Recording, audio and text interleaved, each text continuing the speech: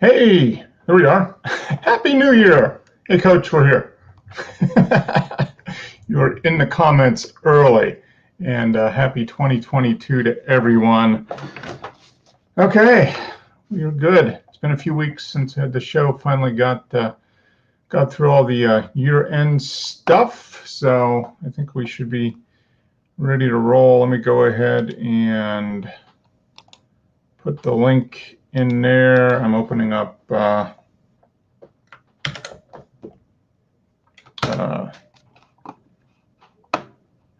Messenger, put it in there, and I can get a couple people to join. Thanks, Coach. I know I'm a handsome man. It is. It's obvious. Yeah. Right. But I'm enjoying it. So hope everybody's second day of 2022 is going well. It's been kind of a busy first 2 days.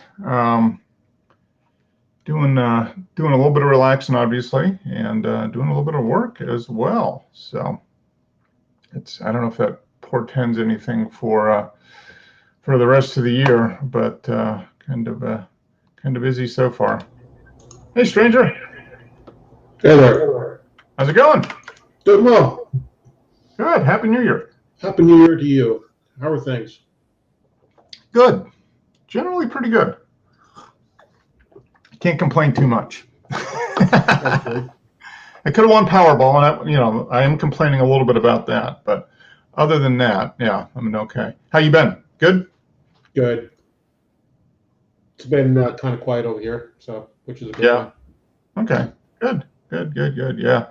We are into the new year a couple of days, so it's going by fast. We were just talking the other night. It was like, oh my gosh, 2021 went by really, really fast. It seemed like so. It's I'm assuming that is the older you get, the faster it goes, because that's what it seems to me. It seems every year. Yeah, It is. every year older you get, the faster. Well, you get busy. Yeah, And the busier you are, Yeah, you get busy, things get going, and really, from a percentage of your life that each year is, it becomes a smaller and smaller percentage of your overall life. So I mean, from that standpoint, it makes sense. Yeah, I remember my parents telling me, when I was in my 20s, think, "Boy, years go by fast." They're like, well, "Wait until you get older," and they're still saying that. Mm-hmm. Like, yeah, wait till you're in your 80s, then it really goes fast. So Before you know it, it's Thanksgiving again. yeah, it is going by fast for sure. But glad you could pop in. Hopefully, we get maybe Dennis and Wes in here, and I've got to log into Flickr real quick. I've been busy. I was going to do a show 2 weeks ago, and I just got slammed with kind of end of year stuff and stuff that had to be done. Yeah, basically by the end of the year, but with the fact that Christmas, was like really had to be done by Christmas. So that's okay. So let me get there. Come on, let me log in, please. Thank you. I don't know. We'll see if. A lot of clients waiting for the last minute. Yeah. Yeah. That's just end of the year stuff. People have questions about things and tax related. That's usually what happens. They come up with questions about their taxes or that type of thing, and they want to know by the end of the year, of course, because once the year turns over, it's a new tax year. So. Are the questions predominantly state or federal questions?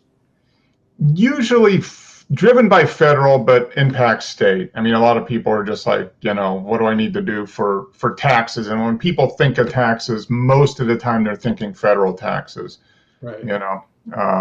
But then it obviously affects state taxes. Different degrees depending on the state. People that are in California, for example, generally have more of a tax concern than somebody that's in, say, Tennessee or Florida, where there isn't a state income tax. Yeah, I know. Believe me. So it's usually in almost all cases, it's driven by the federal government, and then that question gives trickles down to the state level in a lot of cases. So, all right, there we go. I gotta find I had to log into Flickr. I re-updated my operating system over the last couple of weeks and I had to re-log into everything. There we go. Okay, cool. So yeah, so that rush is over, at least for a while, and we'll get more questions around tax filing time. You know, people rushing to get stuff done. They're like, oh my gosh, April 15th is coming up next week, and I haven't done my taxes. Help! I'll say, I told you about that back in December, and I don't prepare taxes. So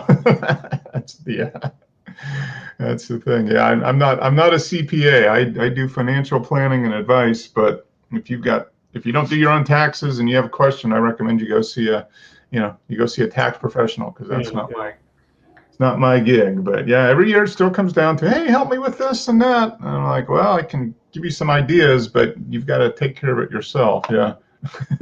So, but it happens like that every year. There's nothing we can do about it. Wow, good amount of images here. People have been busy the last few weeks. That's good. Let's see, where were we at? Okay, yeah, we got quite a few. So have you been doing any photography at all? Like me? No photography, just like me. Okay, good. Yeah. I haven't even touched my camera. Yeah, me, same way. Yeah, it's been kind of that way for the last year or so. Just been crazy, and things. I've been getting back into running and stuff like that. So there's only so much time in the day, and you gotta divide it up a little bit. So yeah, and those are all extracurricular activities. Work and paying the bills and everything comes first, and then after that, whatever time you have left, you divide up. That's been the thing. But yeah, hoping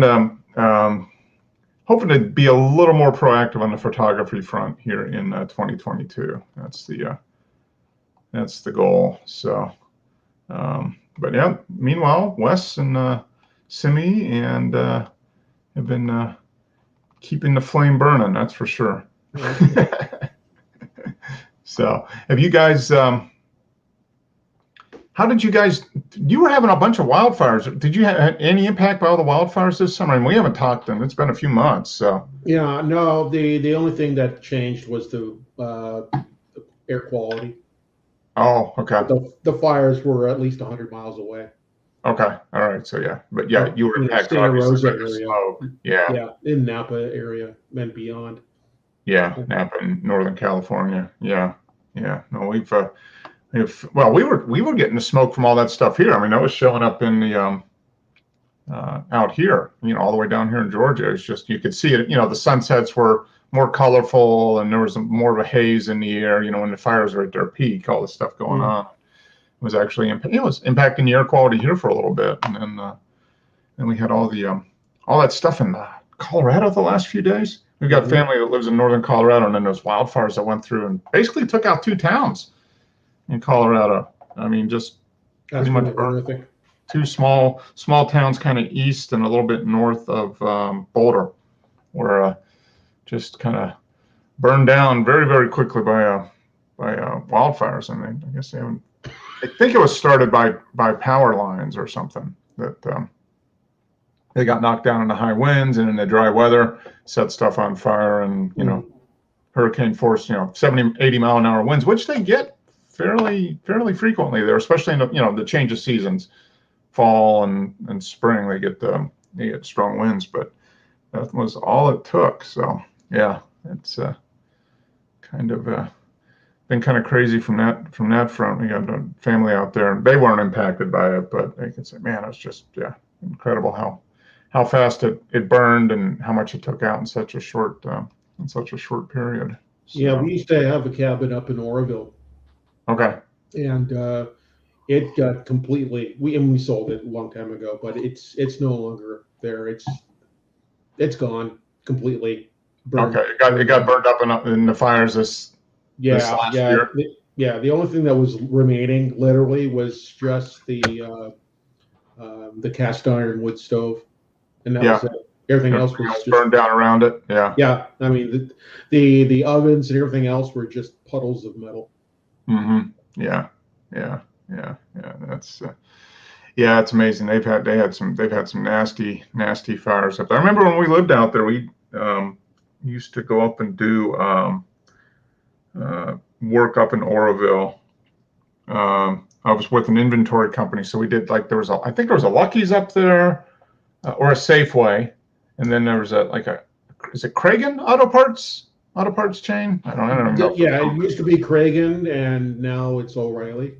Yeah. Okay. Yeah. Yeah. Back in the day, it was Kragen. Well, it's 30 years ago. Yeah, 35 years ago at this point. Yeah, it used to be Kragen, and then Grand Auto, and then I think Kragen bought Grand Auto, and then yeah. So it's fewer stores, which is not good for the consumer. Yeah. Well, that's lowers competition. Yeah, it's been bought out and sold and repurchased a couple of times over the last few decades, I'm sure. So yeah. That's the way it is. That's kind of been the way it is in almost a lot of the retail. Well, a lot of stuff, a lot of industries, just been consolidation, and like you said, ultimately there's fewer choices for us as consumers, which gives them a little more pricing power than they had before. My parents, my family, along with my mom's mom's brother, they opened up their TV sales and repair shop in the early 70s. And not sold it, but retired. Just sold the building and got out of the business just at the right time. Yeah. Right before, actually, it was just right as Circuit City and the good guys were dominating the market, the local market, and just killing off all the mom and pops. Yeah. Circuit City, Best Buy, Good Guys. What is the name of that? Is that store still there? Top of the Hill, Daly City. They always used to do the ad. It was an Is it not Sam's? Oh yeah. Always on. It was always on the radio when we were there. Like the classic rock station we listened to. Top of the Hill, Daly City. I don't think so. Now you got me wondering who the hell that was. Yeah, that's just. Keep talking. I'm going to adjust the color temperature here because I am looking awful peaked right now.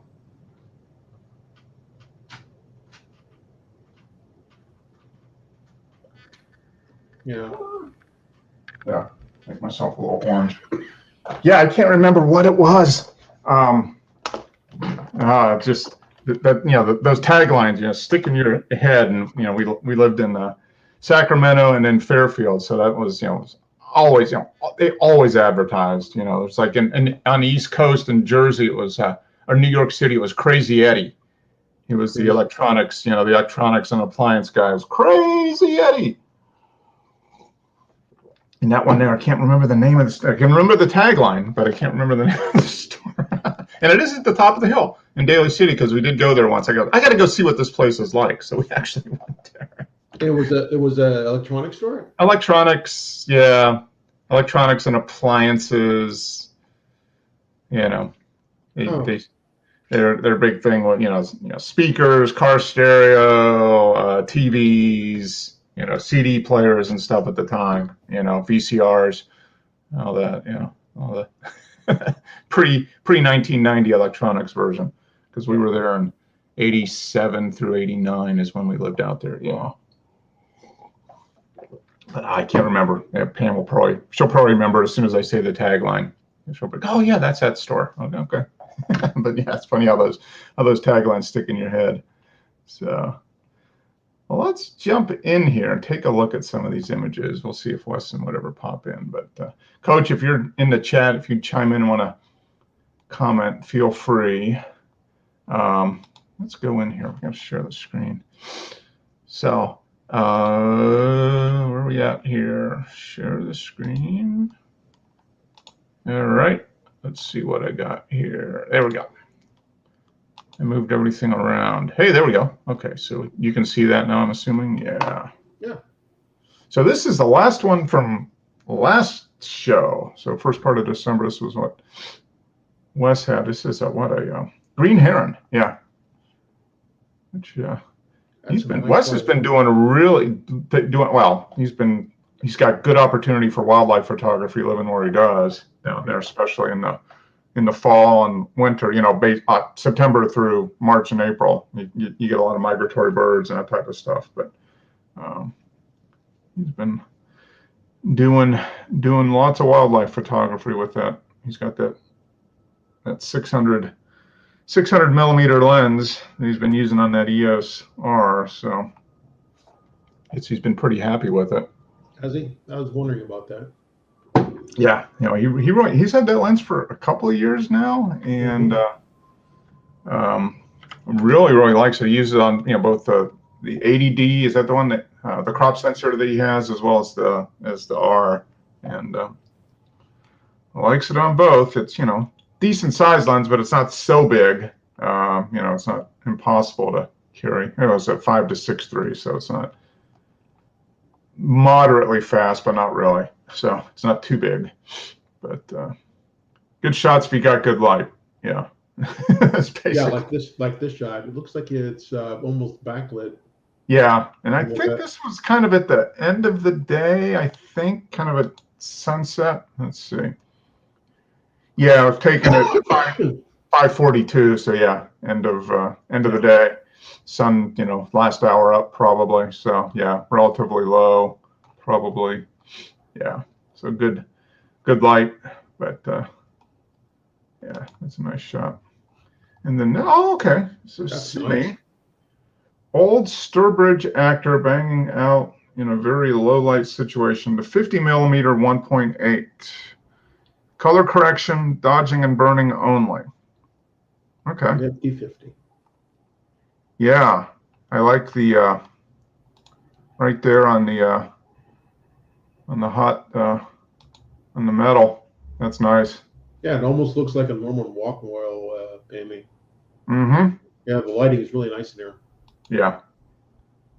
Very nice. There's probably a spotlight or something on. It looks like it's kind of snowy outside. Where is this at?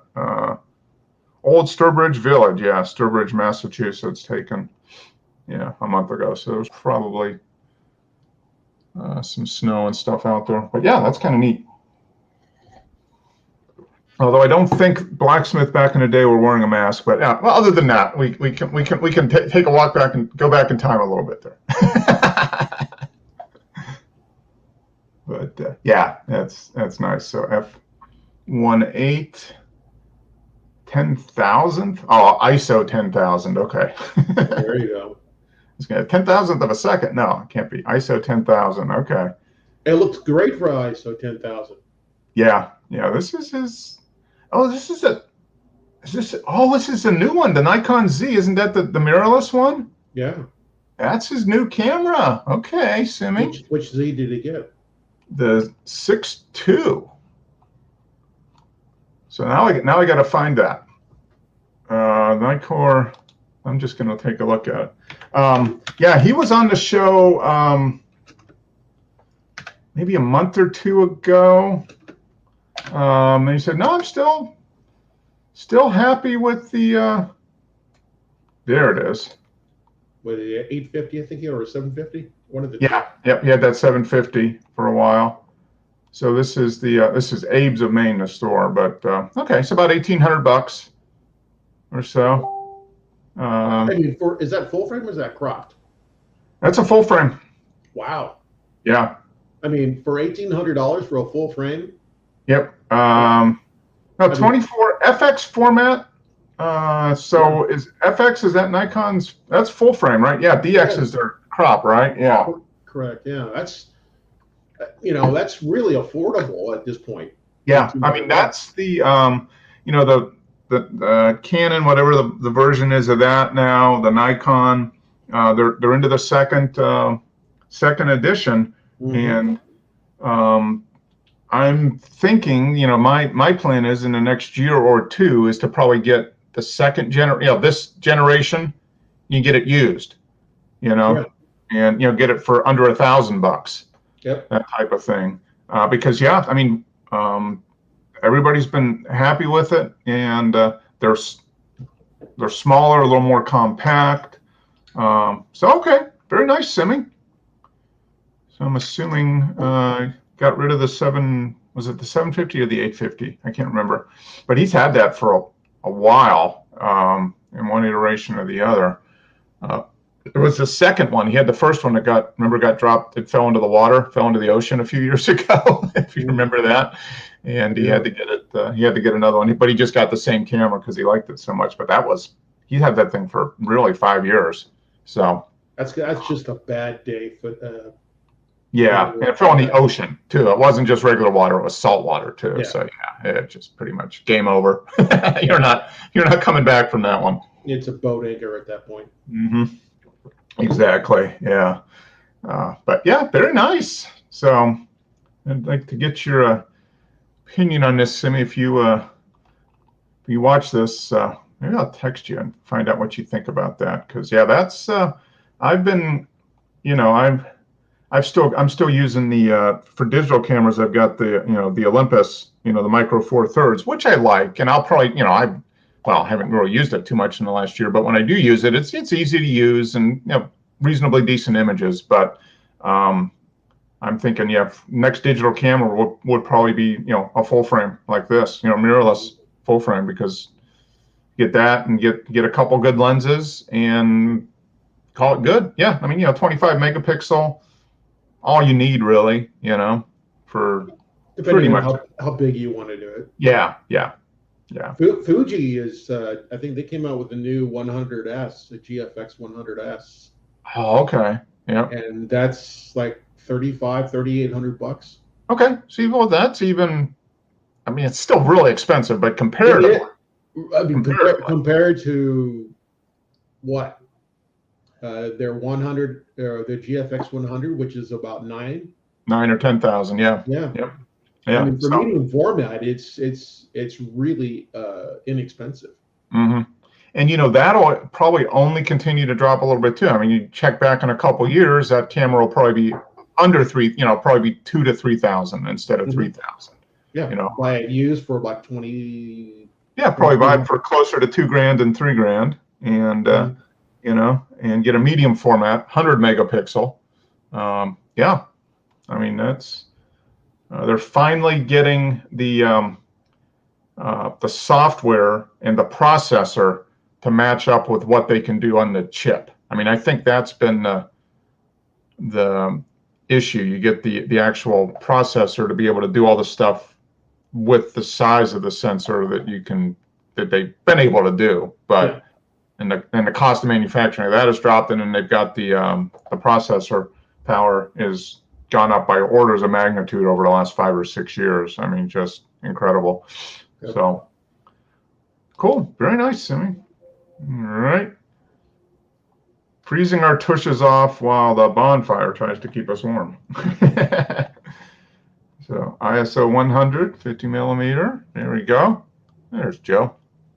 So yeah, new camera for Simi. Hey, Joe. Hey, how you doing, man? Hey, Joe. Good.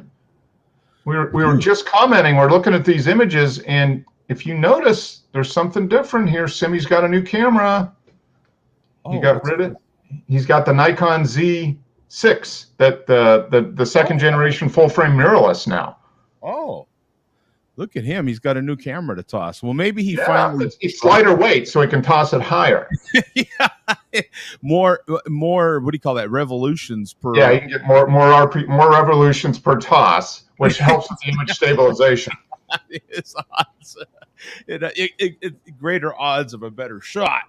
But no, I was just looking at that. So this is one of the sites, but basically about $1,800 for the body only. All right. Well, yeah. Yeah. I spent a decent amount on my second camera finally. Mm-hmm. When I did buy, it's been a little while now since I bought that camera, but yeah. I think he's probably he had the 850? Is that what he had before? The full frame Nikon, I think, was the one he had. Oof, man, I can't keep up with Nikon. So. Yeah, I think he's had that for years though. So this is. He definitely gets his use out of it. I'll tell you that. Yeah. No.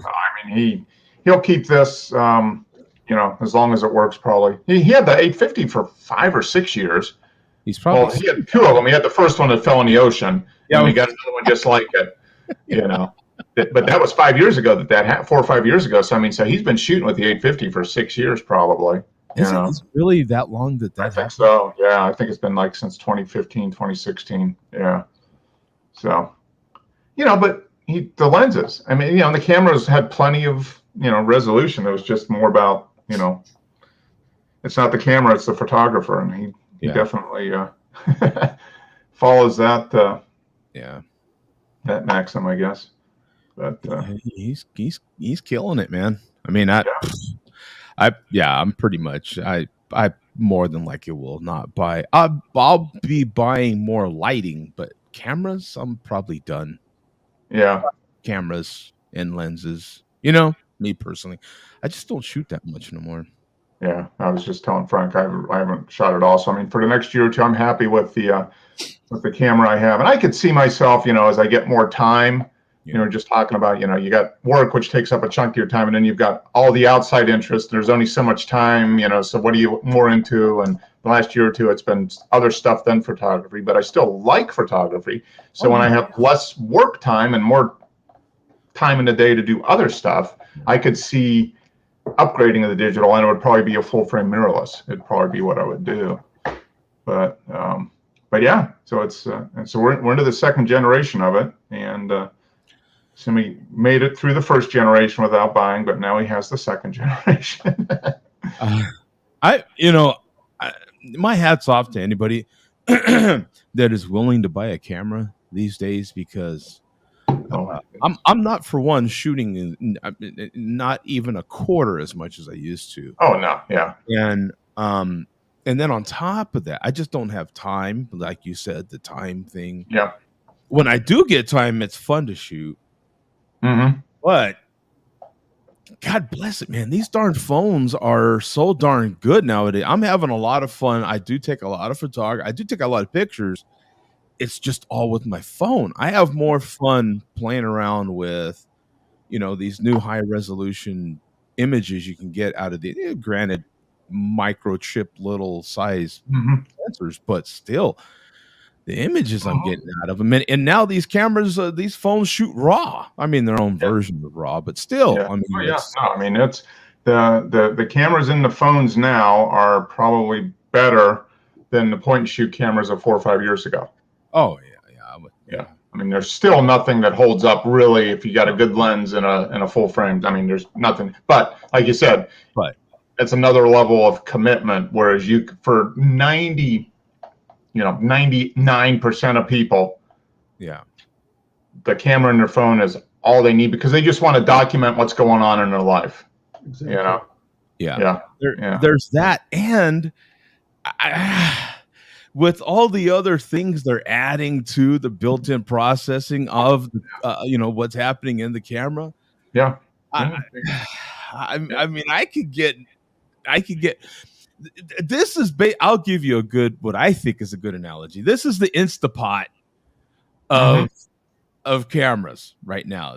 You know what I'm saying? Like the Instapot for me is not a solid substitute, but it can get me pretty much the way there, for quite a bit, and same thing with the air fryer or something like that. Like an air fryer can get me quite a bit of the ways there. It's still not a convection, a full size convection oven where I can do. But yeah, I mean, it takes care of 95% of what you want with 1/10 of the hassle.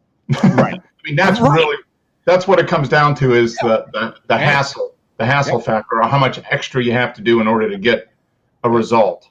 And I mean, the cameras and all the built-in processing and everything that they've got in the phones, for 97, 98, 99% of people, that's all anybody wants, because you get a decently okay image. You don't have ultimate control over it, but you can digitally manipulate it to get it pretty close to what you would have if you had the lens and all that. And most people are just sharing it on their phone or their tablet anyway. So it's it's only for the people that are really committed to the art of it and have the extra time and are interested in mucking around with, kind of opening up the hood and, doing, instead of taking it to the mechanic and having them do it, you like changing your own oil and, getting in there and, adjusting the timing and all that stuff. Yeah. And that's exactly. I think that's, that's a good analogy too. It's the convenience factor of, how much are we willing to get in there and actually tinker around with it? And, most of the time, not so much, you know what I'm saying? I'll tinker around with it editing on my phone. Yeah.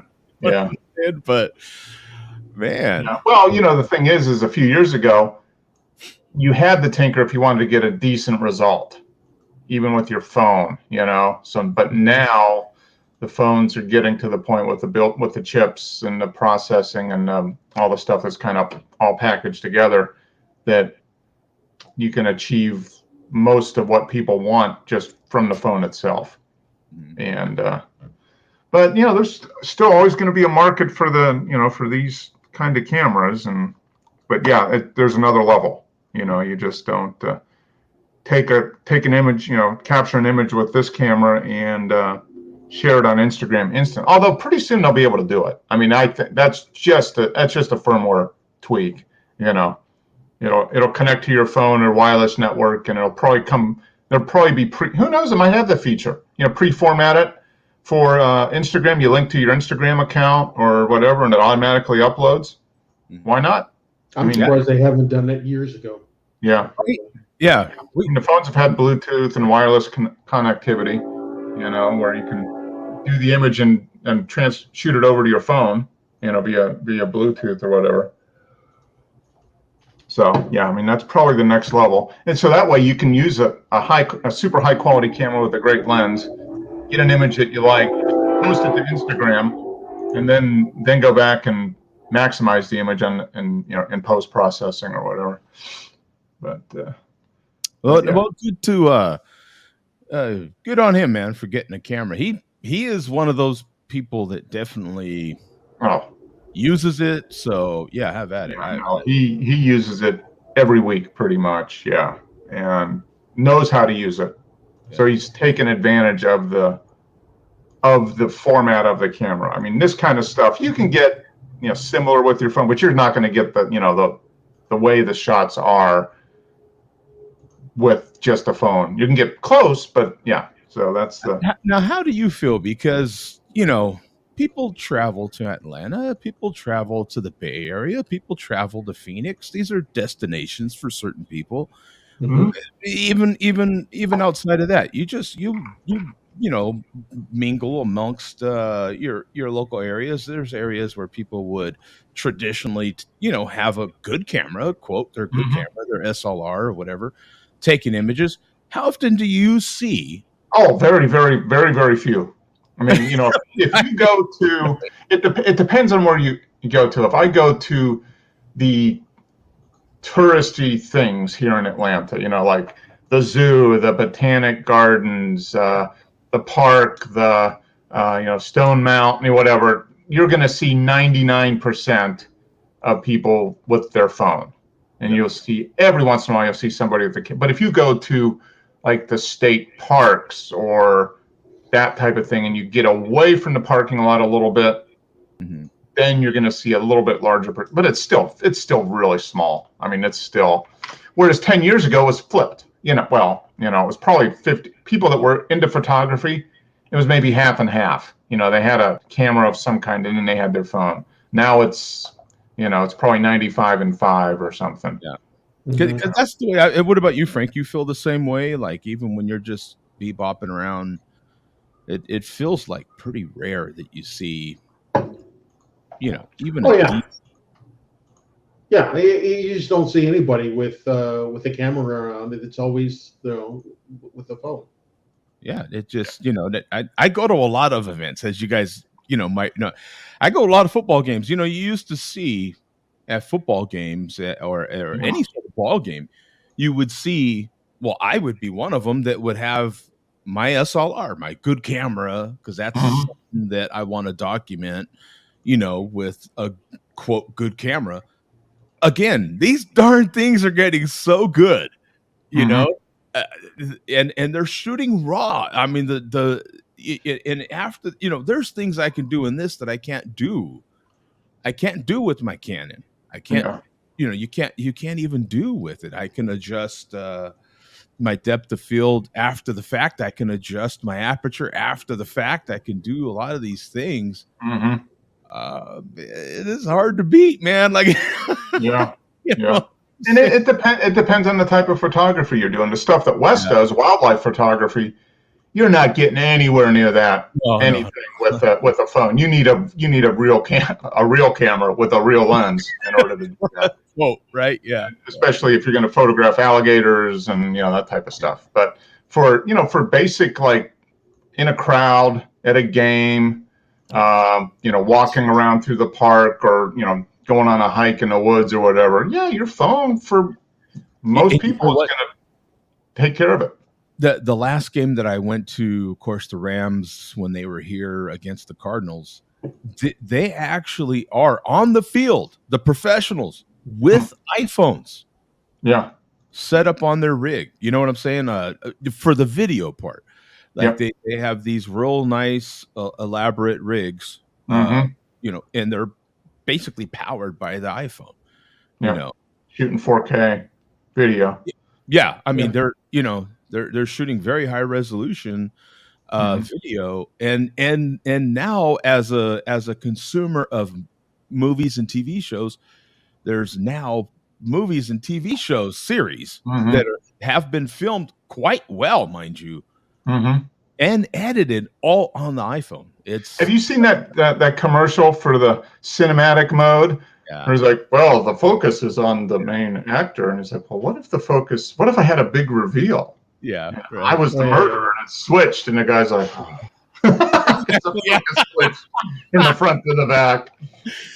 You know, That's what's cool? because you're in the background. I'm the main, Well, and see, that's actually educating people at the same time, Mhm. isn't it? Like it's that's what's great It's a little about bit inside baseball type of stuff, Yeah. it's educating people that like what's happening is people are now realizing what bokeh is, what depth of field is, what all Mhm. these things are, and they're really getting us. So as that lighting, they're familiar with lighting nowadays because more people are working from home, so they've actually got lighting. Mhm. I got 3 neighbors around me that I can see their lights. They're set up from their house as I'm leaving. Coming in and out of my own house. Like, oh, I guess they're doing some online stuff now. You know what I'm saying? Like, Yeah. as so more and more and more people are getting educated on how lighting works, Mhm. temperatures, and all these other things. It's great. Yeah. Yeah. So as they get more familiar with all these different things about photography, what's the camera you have with you all the time? I mean, you can get That's pretty that darn old good. saying. What's the most important? The best camera, the one you have with you. And for almost everybody now, they've got a phone, and the phone has a camera in it. And even the base phones now have pretty good cameras. Even the Yeah. basic phones have decent quality cameras. I kind of wonder what overall standalone camera sales are, regardless of Mm-hmm. Yeah, what I'd be you're. interested to see, what the Yeah, total is, right. and then by type of camera. I would imagine the the point and shoot cameras, digital cameras, Mhm. probably just fell off a cliff. I mean, I think the higher end stuff maybe is similar. I don't know though, but there's probably a bunch of people that 10 years ago would have bought an SLR or larger camera that now are like, yeah, my phone does everything I need. I don't need that. I'm not getting a new camera. Yeah. I feel like to me the writing's on the wall for the standalone camera period. Like to me the Yeah. writing's on the wall. Like It's gonna be a niche. I mean, I think they'll always be around, but they're gonna be a very niche product. Yeah. Whereas, 20 years ago they were mainstream. Everybody had one. 10 years ago they were, starting to be niche, and now it's definitely a niche. I mean, it is, because the vast majority of the market is for just regular people that just want to take selfies now. And before they had to take their Instamatic camera or whatever and do that. Now they can do their phone and they can take videos of their kids and all that stuff and get good quality, Right. for more than passable quality for sharing with family and friends and storing and printing out in 8x10s or whatever and putting on the mantle in a frame. Perfectly good. Yeah. And the only people who are buying the quote unquote real cameras are those who are, hobbyists, enthusiasts, and pros. Yeah. Yeah. Yeah. And that's that's a very niche market right there. Mhm. That's a very limited amount of. I feel like like we used to say just a few years back, we'd say, "Oh man, the days of the SLR now are numbered because mirrorless is coming." But I'm thinking of the standalone camera on its own. To me, is like these are the days of the cassette versus CD right now. Like this is like the turntable, the end of the Yeah. turntable era, the end of the cassette era. Like to Mm. me, I could see it coming, man. Yeah. Yeah. You're right. It's just a matter of how many are going to be left, and Right. you Yeah. know, Are they going away there'll still be completely? some really good stuff. There'll still be some innovation, but it's going to be a much smaller market. And instead of tens of millions of people that would buy it, now you've got a million, worldwide or something. So they're going to be fighting for just a couple million people instead of 100 million people or whatever. 'Cause it is funny. Now I've been to 4 games this season, 4 NFL games this season. You don't see as many photographers now. There could be a whole lot of reasons for that. I mean, Yeah. Part of it there's might just be the whole situation we're in with Right. Corona and everything. Yeah. exactly. There could be a whole lot of reasons for that because I haven't been to games now in 2 years. Yeah. But there is definitely not as many photographers Yeah. on the field. I'm talking the pros, the guys that are on the field shooting. It's mostly video people, man. Yeah. It's Video. And well, if you think about it, at the games now, there used to be, you'd have a couple cameras, one in the end zone and maybe one, midfield, video cameras, right? TV cameras, video cameras. TV. Now you've got them all over. Like you said, a lot of the pros have, iPhones or whatever that they're using as video. And then don't most of the fields have the flyover cameras, on the rigs that can go up and down, or is that more just for televised stuff? That's more for prime time. Yeah. Okay. Monday night, the Monday night, the big primetime games. Yeah. Monday night, Sunday night, the big Sunday night football game. Yeah, I mean, I think it is probably due to the fact that they're not still images don't get anybody's attention anymore because it's switching from it used to be for print media, right? You need a still image to put in the paper or to put in the latest edition, of the magazine or whatever. Now it's all online for the most part, right? Everything that people access, they go to their favorite online sports site to see all the stuff from the latest games, and it's just as easy to upload a high quality 20-second video clip of all the plays than it is to put a still image. And what are people going to watch? They're going to click and watch the video. Yeah. Because then you can put an ad at the beginning and end of the video and sell some, I mean, it's moving to that. Still images just aren't in demand as much anymore. Sure, it's not just the ease, but it's also the cost associated with it. Yeah. It's cheap. It's really cheap, regardless of which way you go. Yeah. So yeah, I mean, I think that's probably whereas before, video was nope. You didn't buy a paper and see videos. You had to have an image. You had to have a picture in there.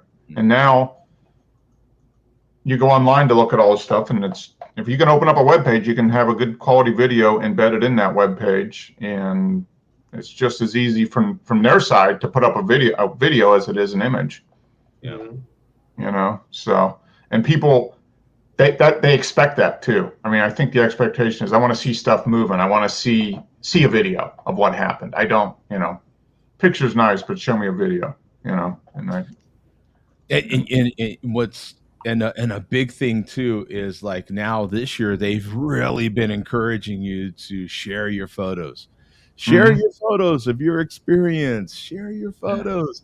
So they don't have as many pros. Same thing that happened with news Yep. and all the other professional media Yep. magazines and Yep. newspapers. It's all based off of, it's kind of crowdsourced.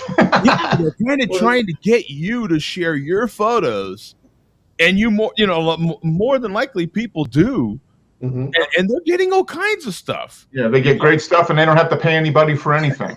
Like Right. you said, Frank, there's If no if there's you no want rights even really good infringement. stuff, Yeah. if you want even really good stuff, you have a photo contest like some of these cruise lines. Mm-hmm. Yeah. Tell them that Exactly. you'll win like $500 or something, Yeah, and you'll get all these great images. Yeah. exactly. Yep. And then right before you click, there's the thing that says we own the rights to this image 100%. Forever and ever. You Oh, yeah. submit it, Yeah. and yeah, so no cost to them. They get tons of high quality images, and yeah, so that they don't have to pay the pro, a couple $1,000 a game or whatever to go out and do it, because Yeah. Bob in the stands behind him's got his iPhone and he's got 95% of what Tom the pro just took, and it doesn't cost him anything. Right. Yeah.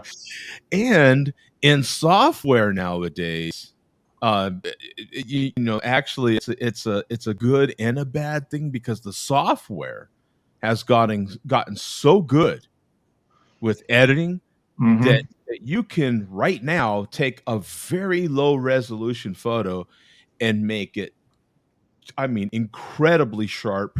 Yeah. They can manipulate those pixels now to where, I mean, they The can. algorithm is so good of putting in pixels where they didn't exist. Right? Yeah. Yes. Yeah. So take a 3 megapixel, zoom it in 300%, and turn it into a 10 megapixel image. And most of the time, nobody would know the difference. Right. So Yeah. they could take your Or low even share it. resolution phone image, put pixels where they're not, and get an image that really wasn't in the first place, Yeah. Yeah. Take that little tiny image, zoom it in 10 times, which would normally be just incredibly blurry. Run some software over it to smooth it and do all this stuff, and bang.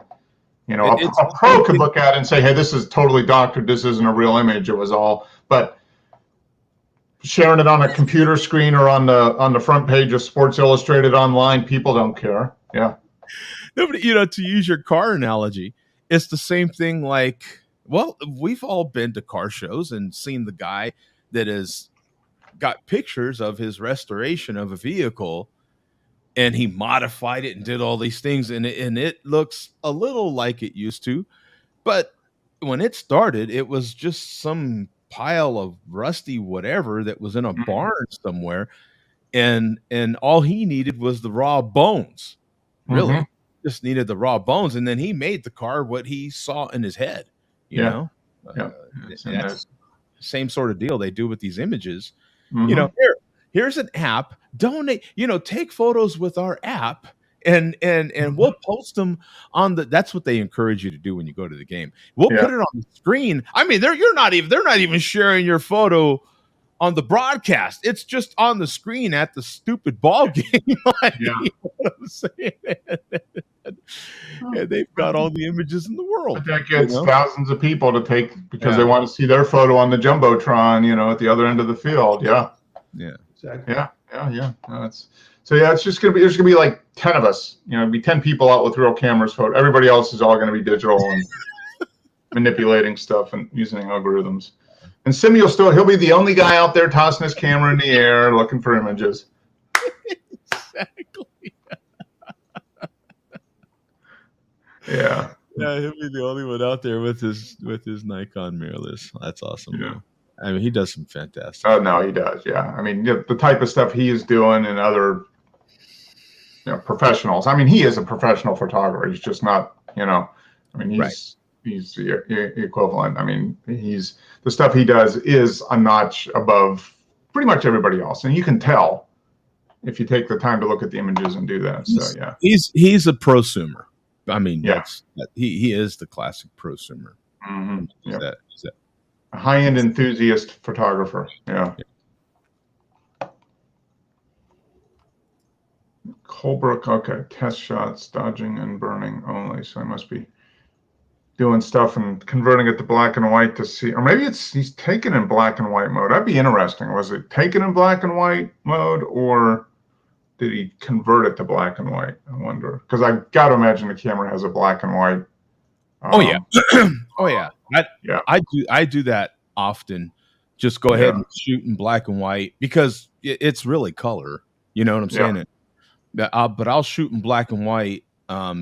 Models just to see right away. Yep. Am I on the right track? Instead of converting to black and white later, I'll just go ahead and shoot in black and white. Yeah. Mm-hmm.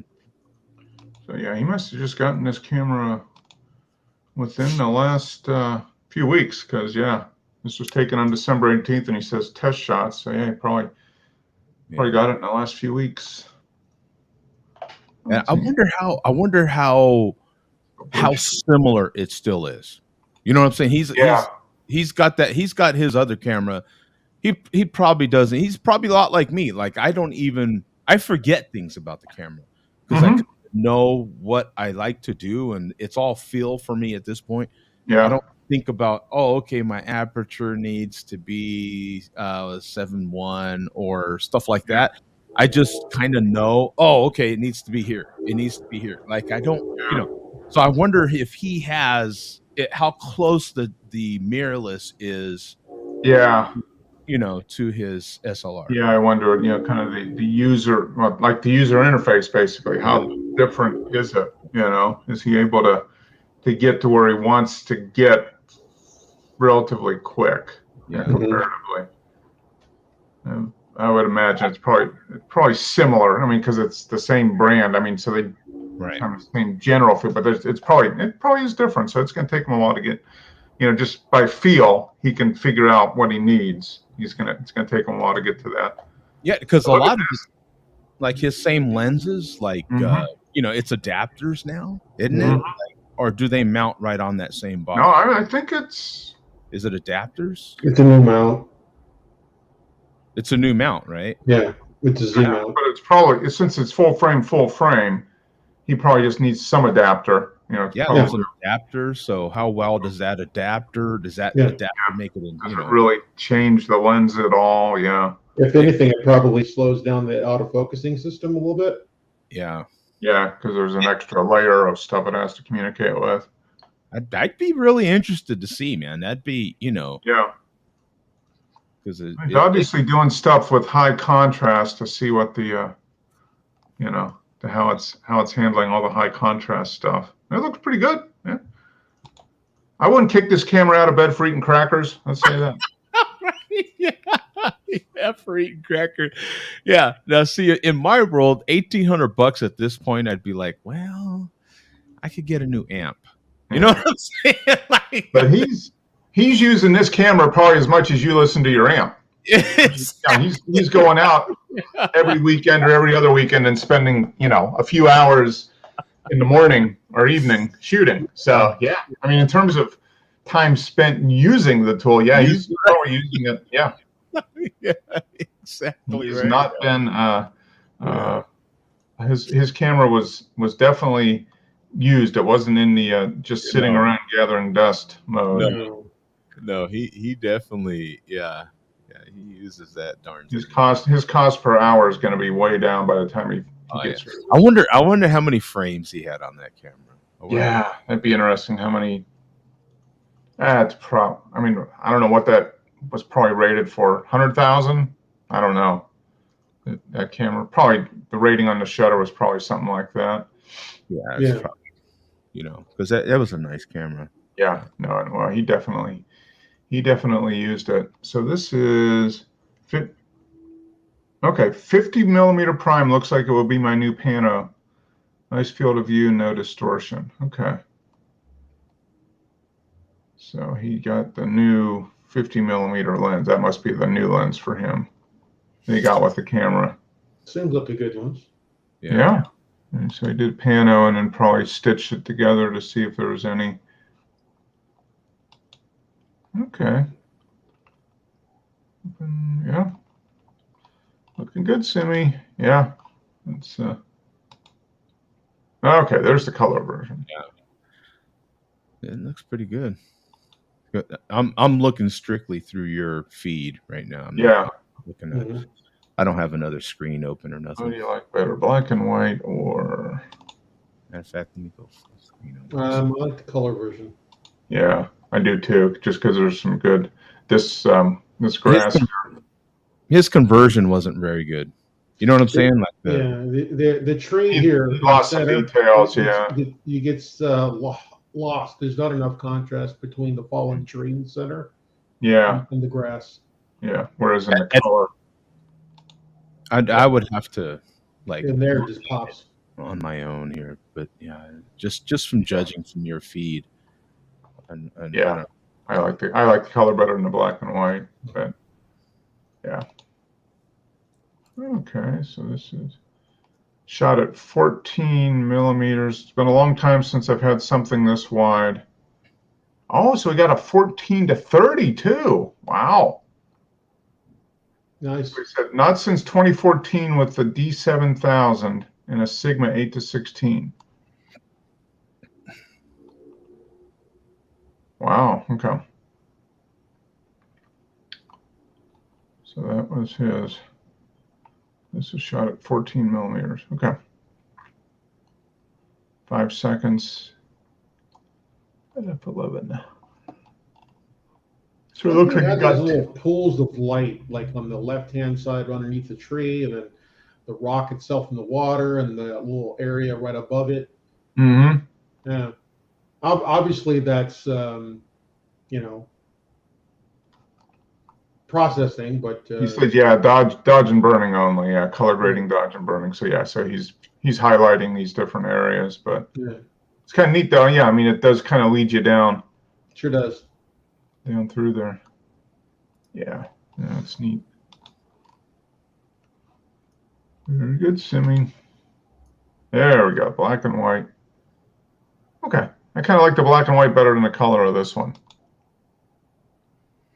Oh, okay. Now I'm on the Oh, okay. photo pool here. I kind of like the color. Yeah, Yeah, the color is nice. Absolutely. yeah. Yeah, I think he's got a nice camera there. I guess it's a keeper. That's okay.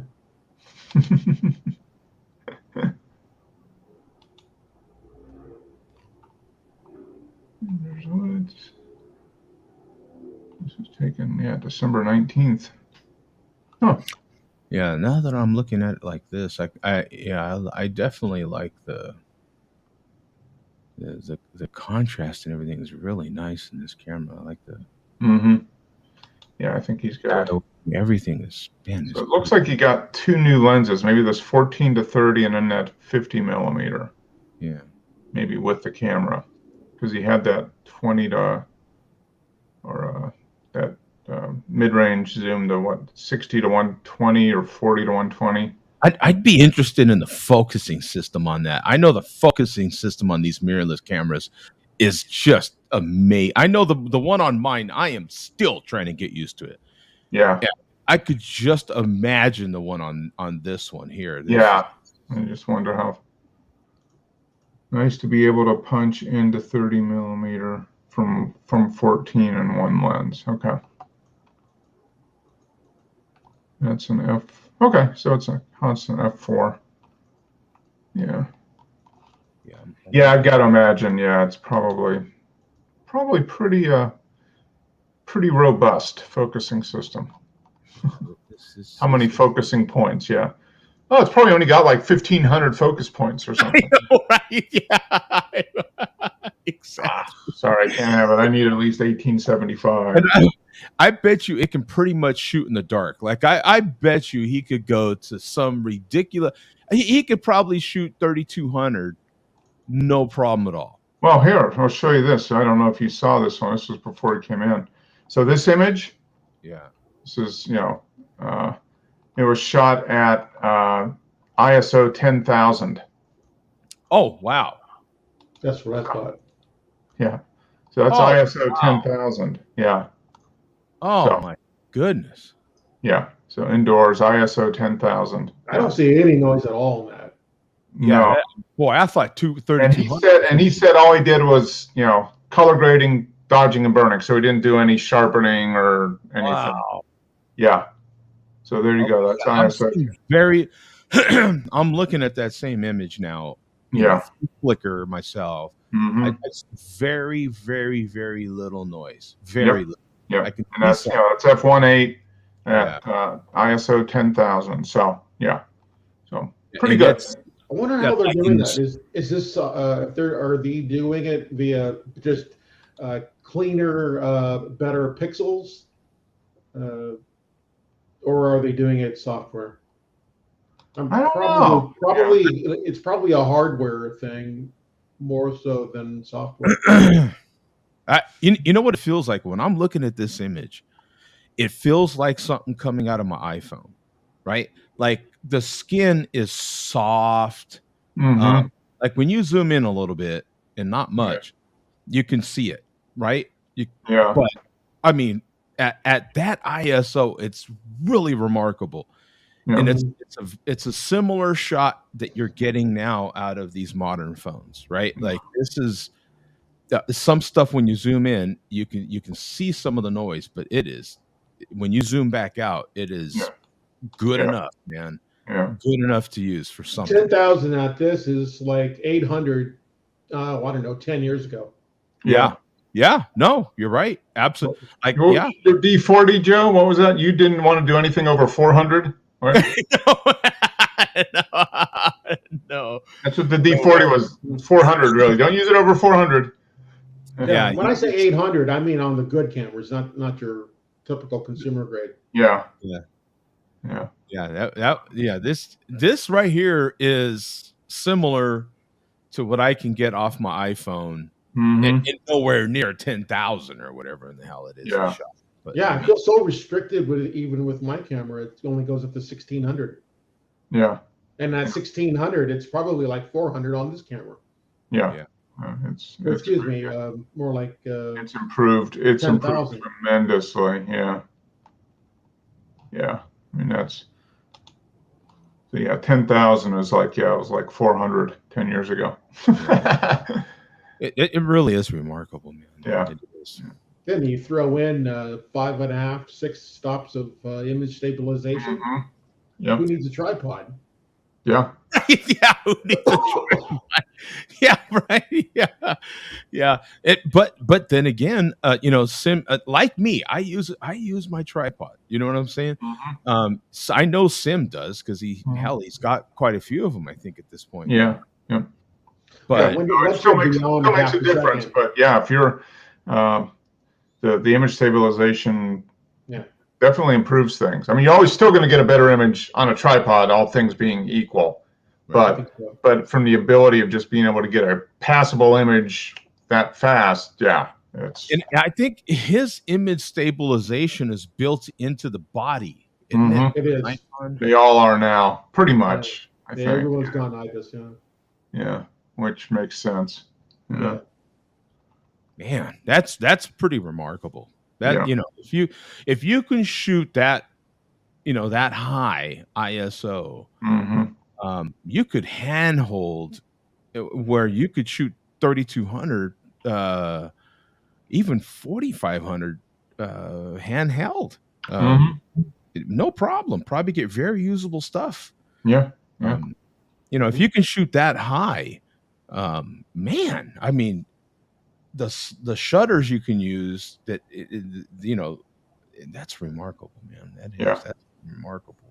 Yeah. The shutter speeds you're able to use, because you can go nice slow shutter speeds now, and maybe still get something decent. It's No, it definitely gives you a wider range of options. So I wonder if this was probably handheld. I would imagine ISO 100. So Wes is at the St. Augustine, which is a neat place, kind of Old Town St. Augustine. But F22 to get the stars. Yeah. Out of all the trees. There's other full frame mirrorless. Yeah. Kind of ghost of the bicycles driving by there. Mm-hmm. Yeah, kind of cool, man. It's nice. Yep. This was taken on the 18th. Yeah. There we go. Blankets on blankets. Even more curious, the dead marsh grass, snow and rocks under a wintry sky. Taken on December 24th. Wow. Still getting out there, man. Still... Like I said, he uses the equipment. But you know, it helps having that kind of a landscape in your backyard, basically. Yeah. I mean, he is, living along the ocean and close to the, relatively close to a lot of mountains with waterfalls and stuff. Yeah. Yeah, I've been looking at moving out to Texas, and I go on Google Earth or streets, and I pan around, and it's flat. There is nothing there. Yeah. And I'm thinking, do I really want to be in a place where there's nothing to take pictures of? Yeah. I mean, landscape wise. Yeah. It that's why I say it it's definitely a little more challenging. You know what I'm saying? You're used to being around water, and it's definitely more challenging. But there is stuff to shoot. You just have to adjusting to what you got. There is stuff to see. For me, the water would be encouraging in a way. It's nice and easy, but it's colder than hell over there, man. That would be a deterrent in and of itself, man. You get near that water, it's pretty frigid. You know what I'm saying? Well, yeah, it's snowing out there, so it's probably in the 20s. It was colder than hell over here. This morning it was 36.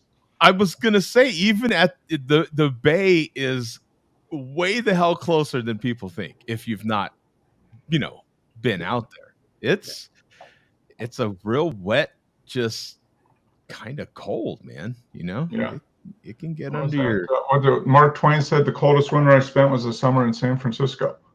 Yeah, yeah. You can always. The joke is you can always tell the tourists in San Francisco they're the ones wearing shorts. Yeah. Man. Yep. Yeah, the residents are all bundled up. Yeah. That's a nice building. That's awesome. Yeah, that's the city building, but see, I've been there. It's been about 8 years since we were down there. That's kind of a neat old. They've got the old town. Yeah, there's the ghost of the bicycles going through again there. Yeah, that's kind of cool. Probably use a pretty small aperture to get that. Yeah, I think probably 22 again, huh? Oh, f/22. Yeah.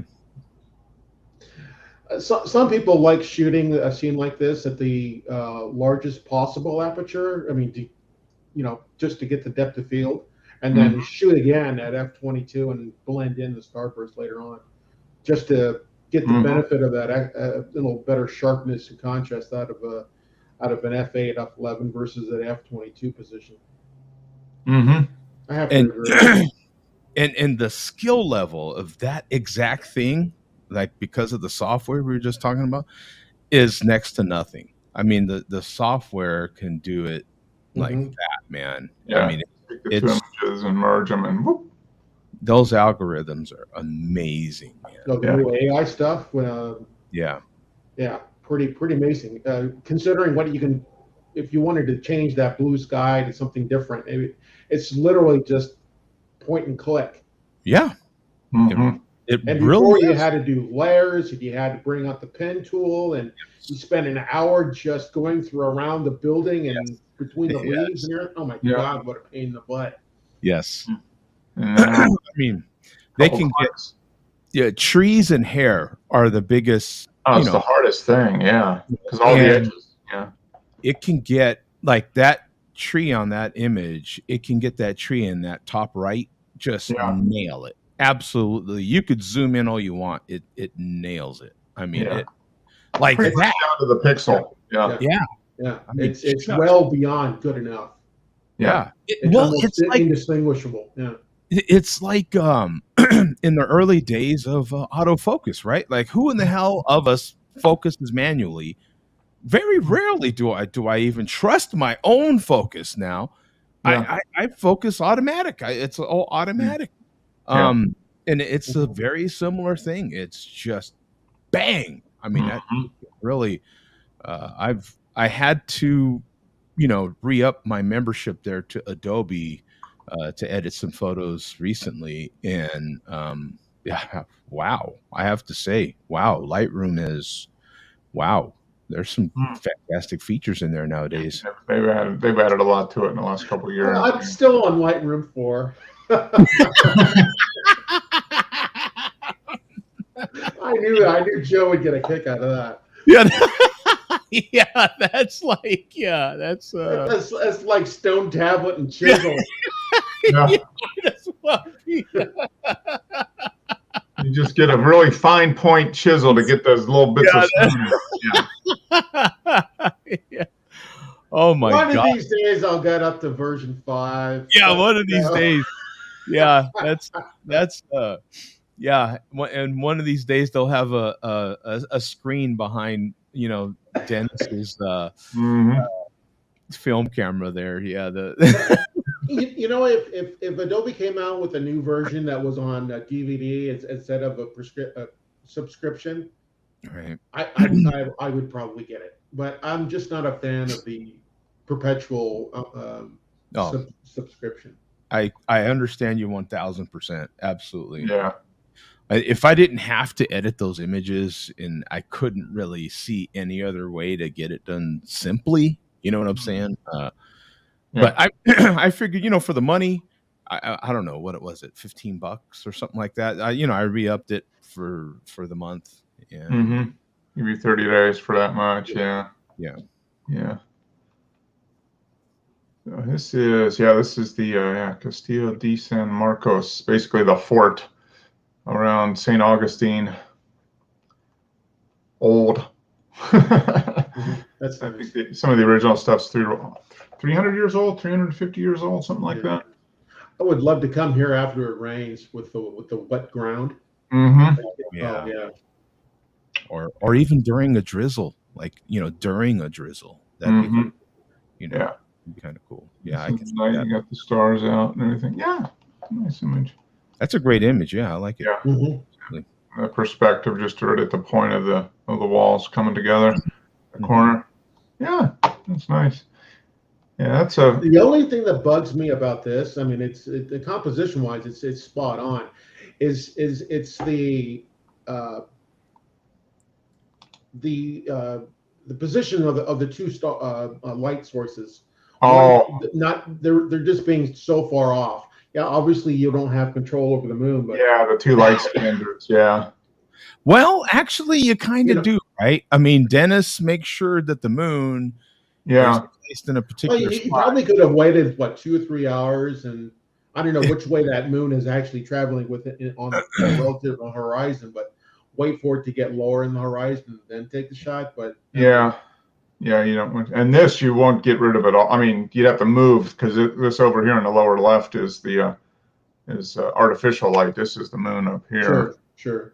But yeah, that would be. Well, you could just block it out. Get rid of it. Yeah, and it doesn't bother me, but yeah, no, I like it. I like the image. I guess if I were nitpicking, I don't know. I admittedly I am being a bit overly. I'd remove the walkway here. You can do it. I probably would have kept the light, the way that moon is, and I would have cropped it in a wider aspect ratio for me personally. Okay, get it down to wider than it is tall. Yeah, Probably even more. Squish some of that foreground out. Getting closer and use a wider lens. I would have done like our friend from the Carolinas. What's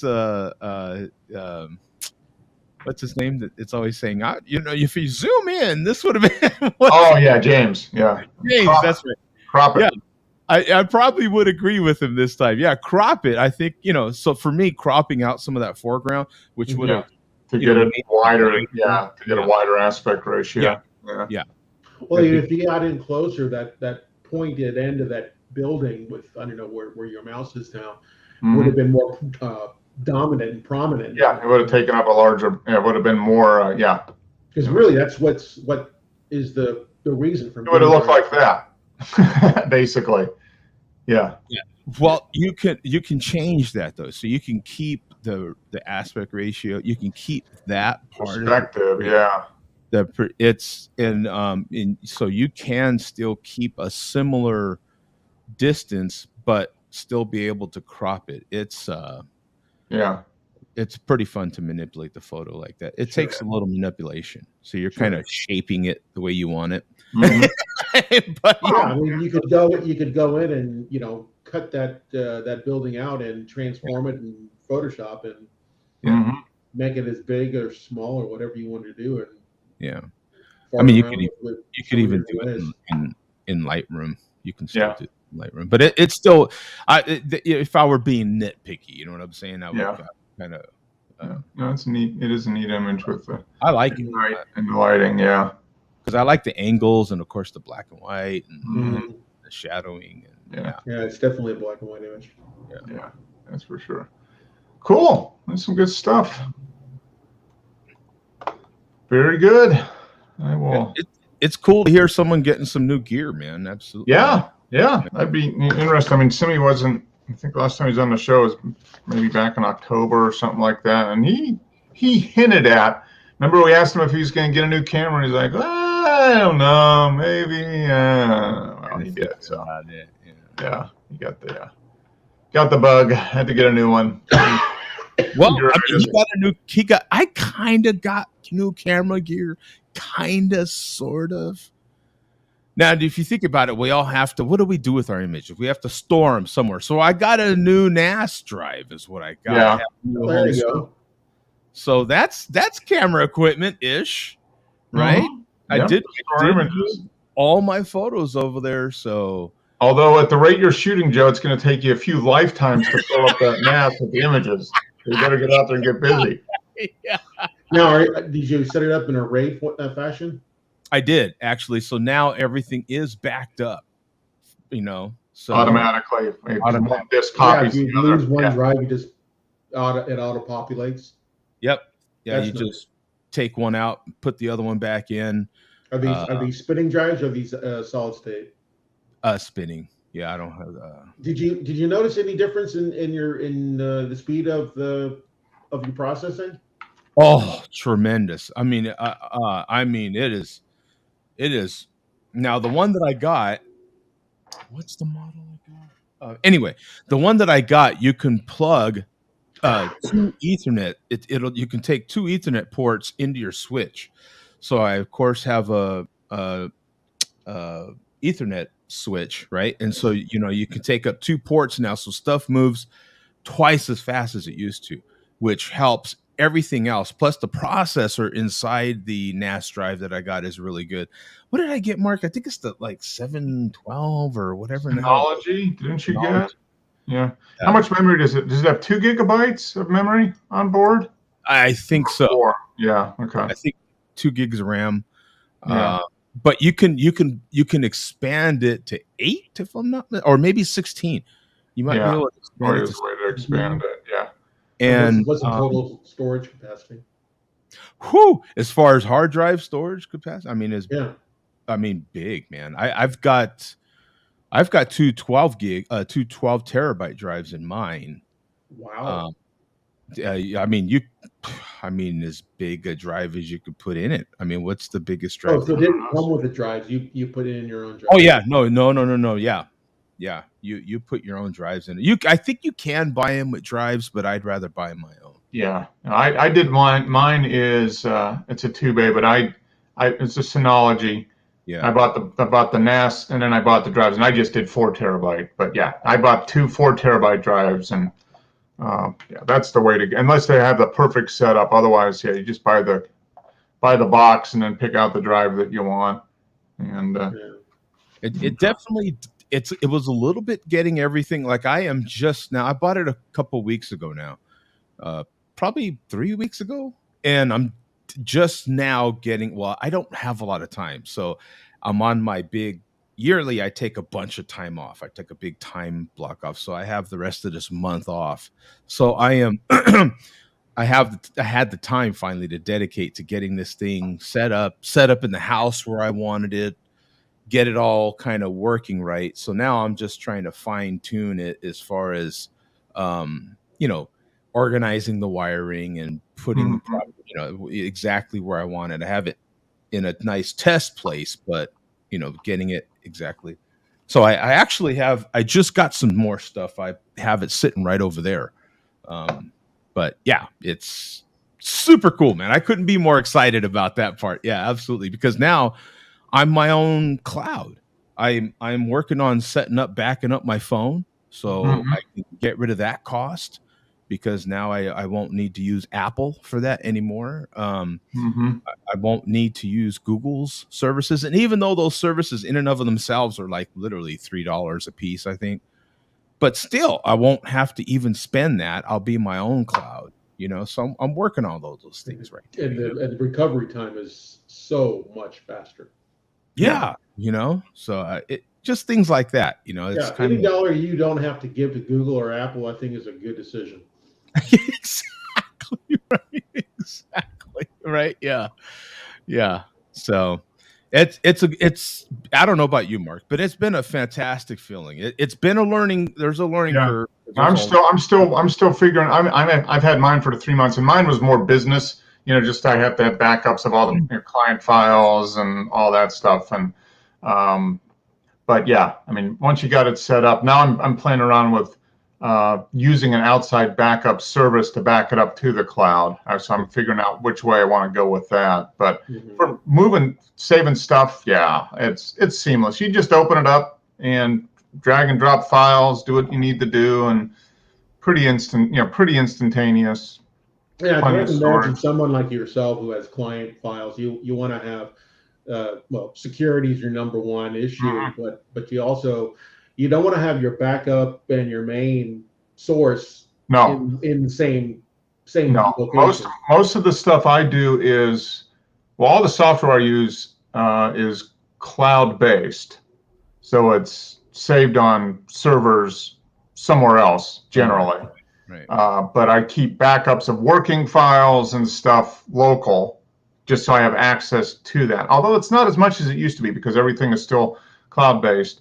But then I take whatever I have on my drive and I need to back it up somewhere else too, just in case. What's that? The 3-2-1. You have three copies, two different formats or something like that. In two different locations. Hmm. So or three different locations, two copies of the file. So you got your on the machine and a backup, and then somewhere else. You got your got local backup, and then a backup somewhere else off site. Right. And yeah, so, but it's not. That's why I only went with 4 TB because the actual client files that I need to keep on site here, I mean, it's all.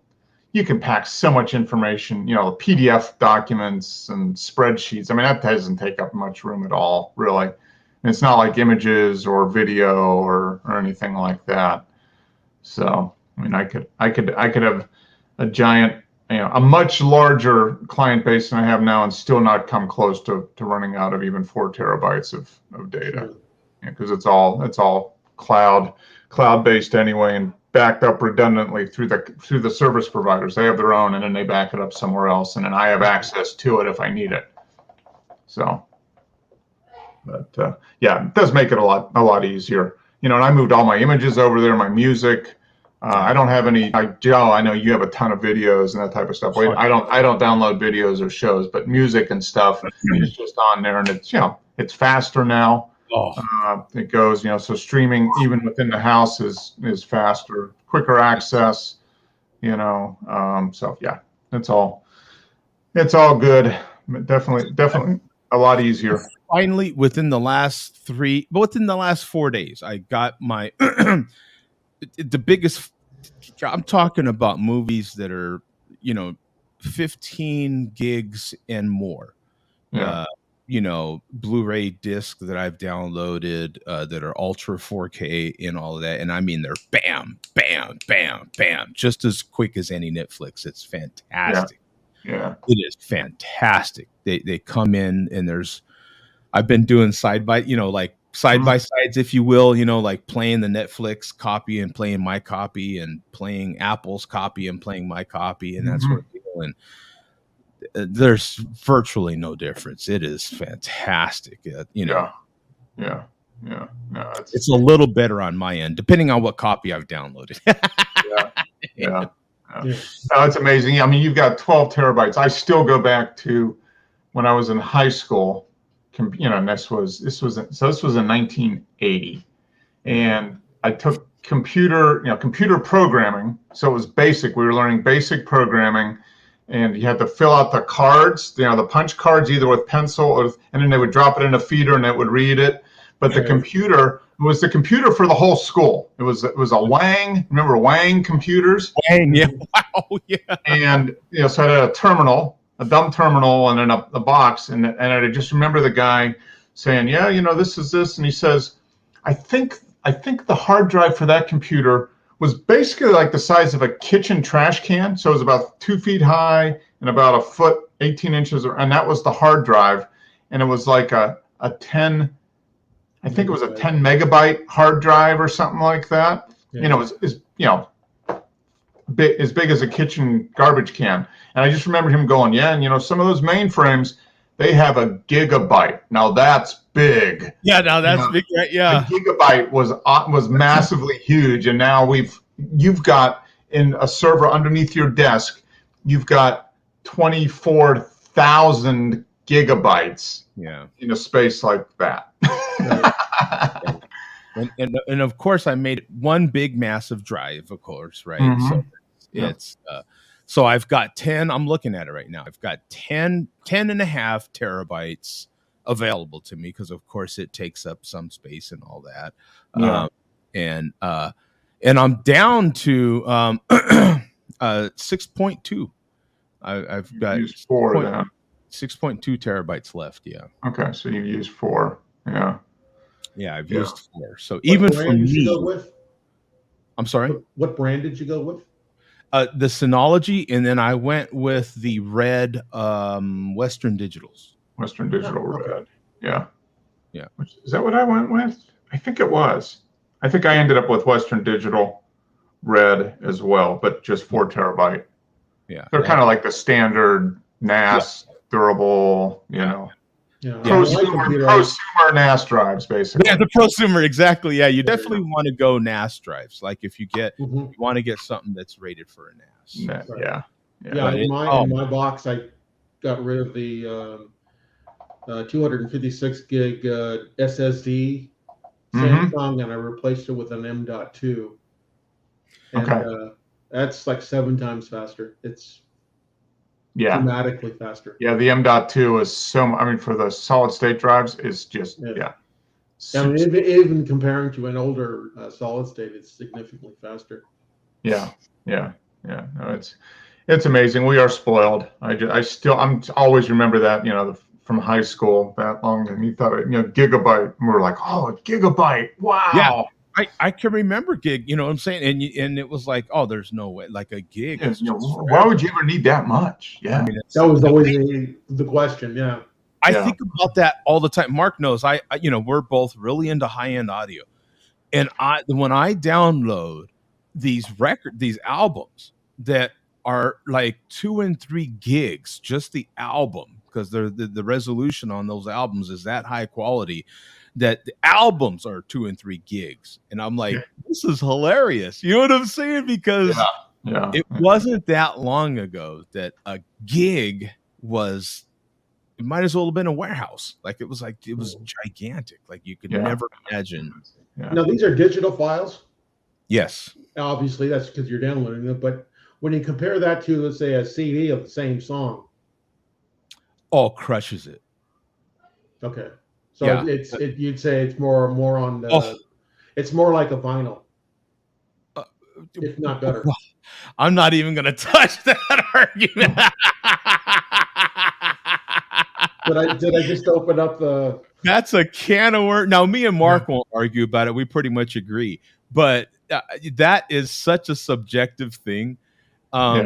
the whole vinyl versus digital thing is so subjective, Yeah, right? I think in most cases digital beats vinyl, but vinyl has a sort of sound that is very nice. Very And rewarding. yeah, Yeah. but if you're going for ultimate detail, and what you're pulling out of the music, Right. the CD is very good. I mean, you'd be perfectly happy. But if you do a true high res digital download, one that's hasn't been upsampled, one was actually recorded, at 24-bit and all that, and you compare it to a CD on a good resolving, you'll just hear the level of detail, like decay, like somebody hits a cymbal and it just hangs there, and you can hear it all the way to the bitter end. Whereas, there's just more information. Yeah. My Just brother-in-law. I'll give it to you in a way that you can understand. So, like a CD, your typical CD album, okay, will be, let's say, 600 to 700 megabytes. Yeah, Sure. 650. DSD, the highest DSD quality album of that same artist will be 2 to 3 gigs. Yeah, so Now, what software are you using to play it? Or is it hardware? Hardware. Okay. Yeah. Yeah. So you have your own. You digital have to have server. the hardware to play these files. Absolutely. Okay. Yeah. So it's you don't a sound card on your home computer is not going to do it. Well, no, not necessarily, but it's yeah. You've got to have the hardware on your end. So there are sound cards that will decode DSD. Yeah. But yeah, you're not going to just slap in a regular sound card and be able to do it. You need a chip that is able to decode that, that bit stream basically. Like it's weird, right? Because what's very similar, Frank, is with high quality images, right? Like you can have a screen that is only 1080, right? 1080p, and you're watching these high resolution images, but you're not going to really fully appreciate them. Now, your computer will display it to you because that's the display you have. But if you were to get a really super high resolution screen, you're going to see that much more detail in that image, that same image, right? Sure. So it's a very similar thing. So your computer will decode it for you, but you're going to be listening to it more than likely at a CD quality. You're not necessarily going to be able to appreciate the full level of that DSD file. Yeah. You're not going to hear all the information. What are you using to play it back? Particular equipment. Yeah, I'm fortunate enough to have equipment that decodes it to a particular level. Like I'm still not listening to it all the way, but I can listen to it. Up to what is it? 5.24? 524 or something like that. DSD. Yeah, you need basically. We have. Are you still using Roon? No, you're not using Roon anymore. Are you? No. Okay. So I use a streaming software called Roon. So it'll be able to take the signal and pass it on, but ultimately you need a DAC, a digital audio converter, and that has to be the one that can read that particular signal stream. So, a regular DAC can still take that stream, but it's only going to play what it knows. So you can send it the super, super high end DSD. It's got a ceiling of such. Ceiling. Yes. Yeah. So many bits per second. Bits per second, and being able to read the DSD they encode the bits a little differently. So it does use some software manipulation to extract the most out of it. So you've got to have a DAC that can, but those can get expensive. I was looking into one of those, and damn, they can get thousands. Yeah. You can get a DAC that'll do DSD for. You could find stuff for $100. It's probably pretty decent, or you could do one for 50,000. So, but it's debatable how much you would hear with a $50,000 DSD DAC versus a $500. It depends on the speakers, the room, your attitude, what kind of wine you had, white or red, whether or not you're married.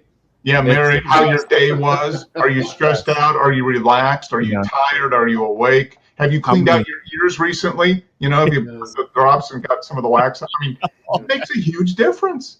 Yeah. All these things flipping matter, Frank. I ain't kidding you. Do yourself a favor. Whatever you do, don't do it. Don't do it. The If you best see that rabbit hole, run away. Run Well, away. my problem is my brother-in-law just knocked out like about $8,000-9,000 on a Macintosh amp Oh, receiver. what did he get? What did he get? What did he get? What did he get? You I, know? I forgot the number, but it's got the tubes in the front. Oh, he got the two. Oh, Yeah, I think it's a hybrid, and he got some B+W speakers. oh, yeah, the B&Ws. Yeah. Do you Oh, know which model? BMWs, yeah. I think he paid like 11 for the Oh, speakers. okay. So those are the 8. Has to be somewhere like the 802s, 803s, Yeah, Okay. Yeah. like that. they were like 14, and he talked the guy down to 11. Yeah. Oh, yeah. They're He's so. got He's- 20, he's- he's got he's at really least big. 20 He's grand in really- just his speakers. He's really big in vinyl too. I mean, Yeah. Yeah. I think his needle is like $1,000. Yeah, his cartridge. His Yeah. cartridge. Yeah. So No, yeah. I mean, the law of diminishing returns pretty quickly in high-end audio. I mean, Yeah. Yeah. Especially when you start talking about cables. Yeah. It's- Yeah. Oh, geez. You know, as Now, expensive. does he have the ones that were farted on by unicorns? Because I've heard those sound the best. what you do is you feed them to the weasel, Oh my and then god! you pull them out Yeah. It's through the digestive system. Oh. It's just like coffee. Yeah. It's- Coffee. Weasel poop cables. Yeah. Weasel shit cables. at Yeah. a large majority. No, of- his are silver cables. Okay. Yeah. Oh, okay, and see that's a controversy as well because cabling is talk about one of the biggest. What do they call that, Mark? The Nick oil? yeah, Yeah. one of the biggest snake oil things is the cables. The Yeah. cables, but with that said, we Mark and I heard it too. To me, one of the biggest snake oil things was digital cables, right? So your optical sorts of cables and stuff. And the guy took what he called one of his lower end cables, which was $500 effing dollars, by the way, Yeah. and plugged it in. That was his low end cable. He plugged it in and let us hear a track. Okay, we're okay, fine. That's a reference now. All he did was literally took that one cable out, a USB cable, and plugged in his high-end cable, which was $3,200 or something. Yeah. Something like that. Yeah. Plugged in that in his high-end cable, and I shit you not, we heard a difference. Yeah. It was, Whether it was really there or not, who knows? But but we heard it. one thing would be for sure: your bank account would have a lot less in it if you bought that cable over the other one. And that's not snake oil. No, that's a snake oil. That's Yeah, but was it $2,700 guaranteed $2,700 $2,700 less in your bank account between the two cables. Oh, it is easily the worst hobby that I have picked up. It's the best of I the heard. worst. I don't know if this is myth or what it is, but I read it on the internet, so it must be true. Right? Yeah. So, anyways, Macintosh had they had a system in one of these electronic shows, and they basically took high-end cable, and then they took like a coat hanger, Yeah. and they compared the two, and this was well before digital. Okay. Yeah. For speaker So- cables, right? I think it Yeah. was. Yeah. And they were saying you really can't tell the difference Yeah. between a coat hanger and how many hundreds or thousands of dollars. There's people, cables. and I forget what they call them. Oh, and the there's line adjusters or the voltage regulators.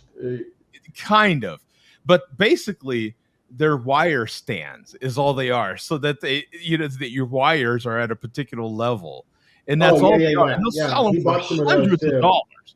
Yeah. I mean, hundreds of dollars Yeah. Yeah. to get People buy 'em.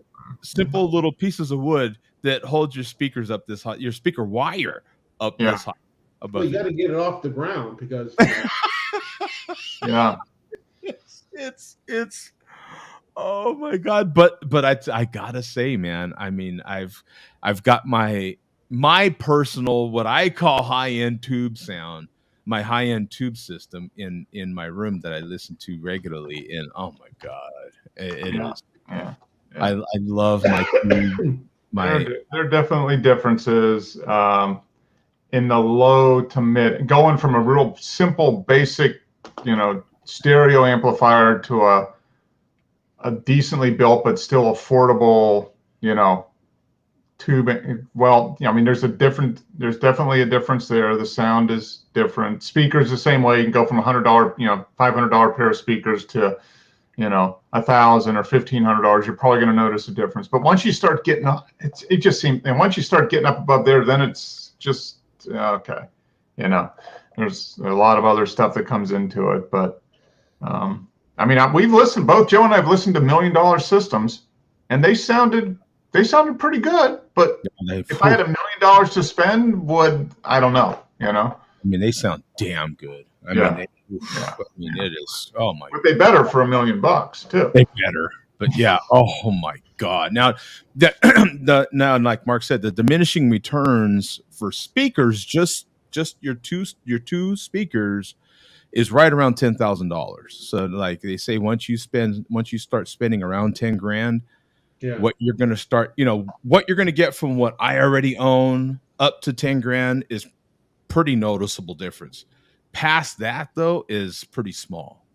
You know what I'm saying? Like the differences start getting pretty. No, I think I'm pretty happy with my $1,800 a pair of speakers. I think those are. I probably could hear a difference, but I got my system. I think a lot of it just comes down to get it to a point where you like it, where you really enjoy listening, and you get all the detail. And I think I'm at that point. Mm-hmm. And Joe, it's taken me 5 or 6 years to get there, but I'm there now, and I don't see changing anything. Yeah. I think the model that he bought was the MA252.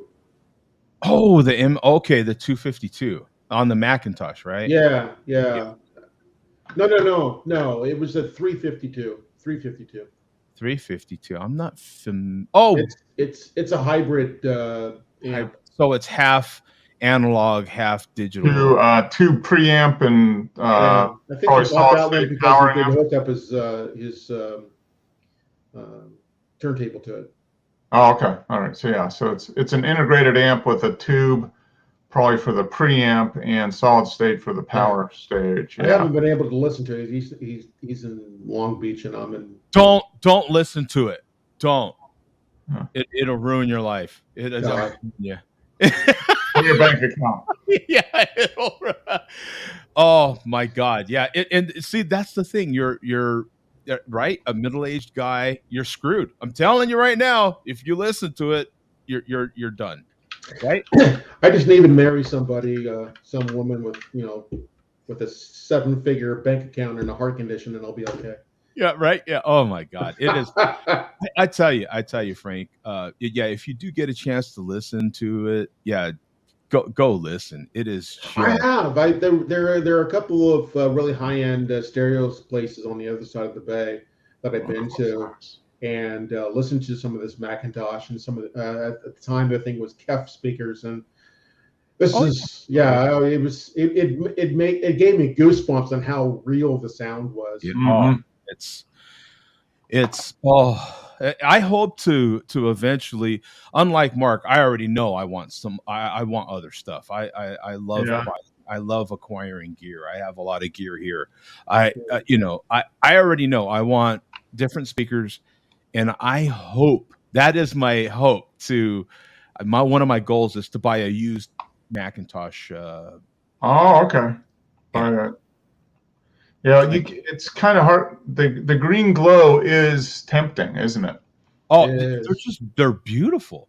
They're beautiful, and they sound amazing, and they're one of the few totally American-made pieces of audio equipment in this country. One of the few. I have an older Mac amp in my car. Oh, really? Okay. Yeah. I got it on Craigslist for like $700. Wow. Mhm. Yeah, wow. That's pretty Well, cool. really good deal because it's the one with the it's got two the blue meters on it, which is nice if when you're looking at it with the trunk open. But Right. other than Yeah. that, Other than that, what does it do for you? Right. yeah, Yeah. it heats up the trunk really well too. 'Cause Well, all those.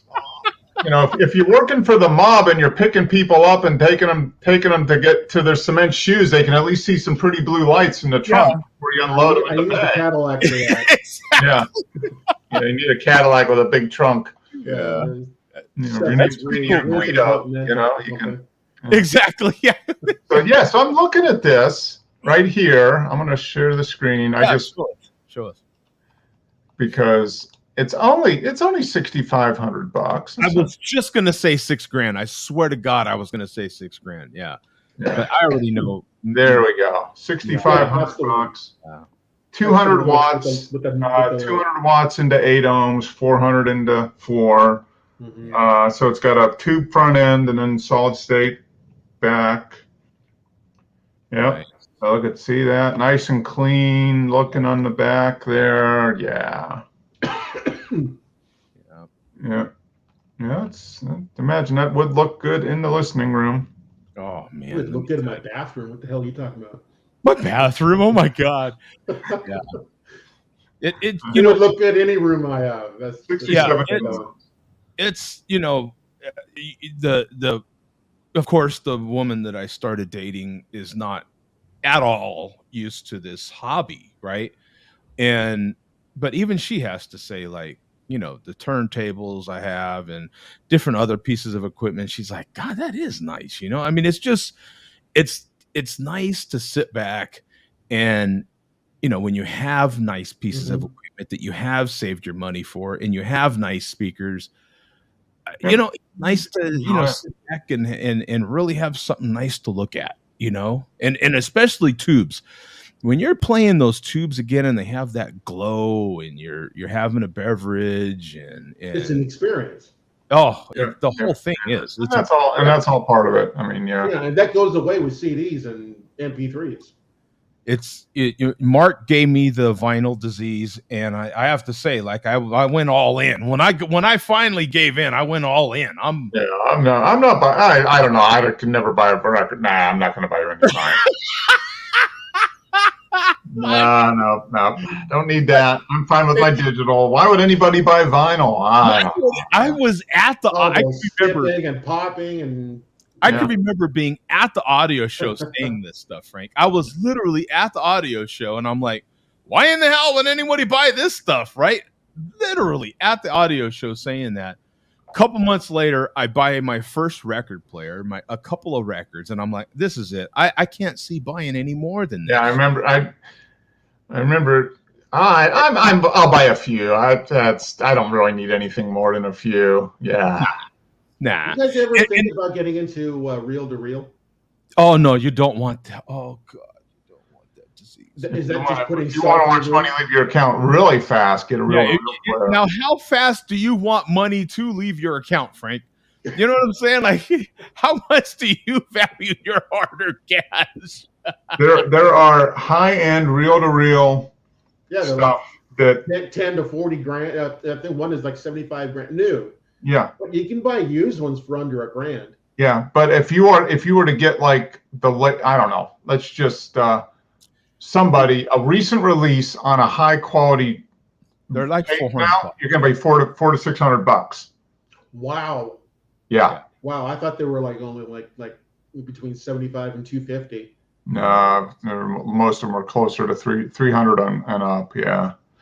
But they are better than vinyl, someone said. Oh, I mean, wow, the quality is. Yeah, they are, but yeah, I mean to get to that level, though, $7,000 on an amp and $10,000 on a.